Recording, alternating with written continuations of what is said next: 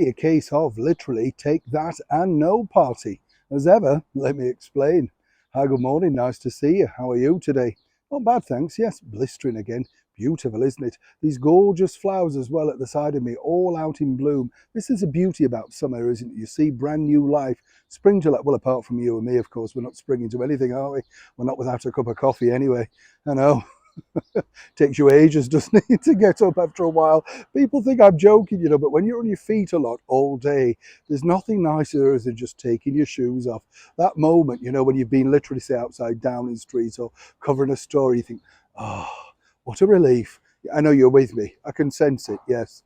I know wide fitting shoes are the key. I learnt that from the Princess of Wales, actually. She's got some very nice cooling gel things that she puts on her heels.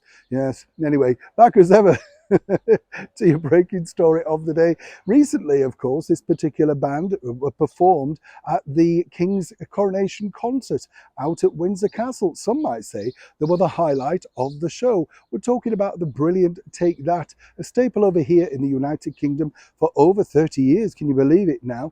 Scoring big hits starting way back in the early 90s with Do What You Like and Take That and Party. A major cover of the Barry Manilow classic Could It Be Magic put them firmly on the map, and they've had, endless success for many decades now.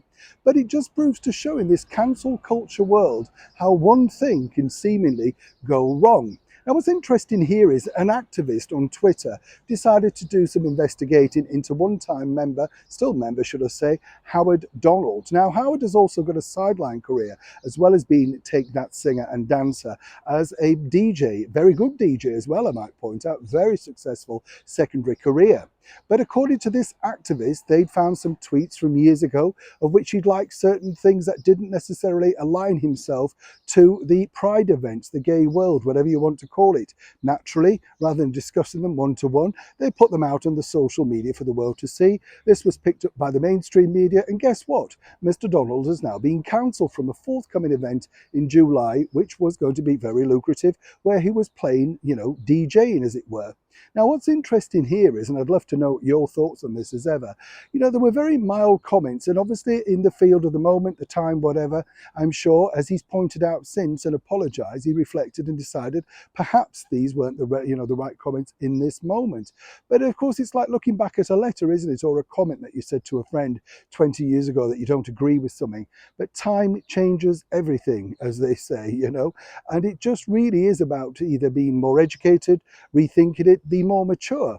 And the bottom line is for Mr. Donald, Howard Donald, who's got many fans as part of the Take That group, well, seemingly they're not going to be so kind. And as I say, he's now being dumped from this particular event. What I'd like to know is this, I don't really adhere to those sort of rules. I think you've got to be honest, upfront and blunt. Let people know exactly what you feel, but without being hurtful and disrespectful. Respect and kindness are the two big things, aren't they? You wouldn't say to someone, you look horrendous in that dress or that tie doesn't suit you, would you? Unless you wanted to be disrespectful. You might say, I don't know, you look better in red or something. So again, I think we're living in a world that is already ready to just kick out people, try and ruin them, finish them off without even hearing both sides of the story. But for now, as I say, if you're a fan of Take That and Howard Donald, whichever form or whatever side you want to fall on, difficult times ahead. And this is all because of the woke, cancel culture world that seemingly we're all now living in. As ever, I'd love to know your thoughts in the comments below. Do you agree or disagree? Neil Sean in the very heart of London.